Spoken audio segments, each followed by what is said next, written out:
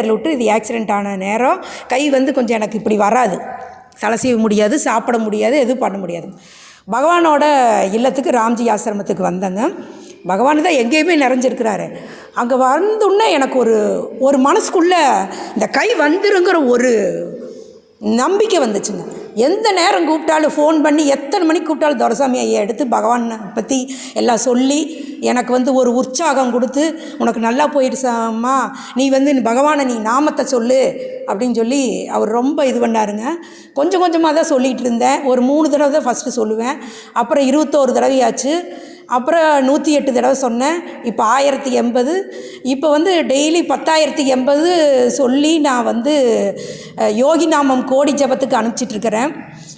பகவான் வந்துங்க அற்புதமெல்லாம் நிறைய பண்ணியிருக்காங்க. நான் சூசைட் பண்ணுற அளவுக்கெல்லாம் போயிட்டேங்க. அப்போ ரொம்ப டிப்ரெஷன் ஆகி அந்த மாதிரி போகிற காலத்துலையெல்லாம் துரைசாமி ஐயா தான்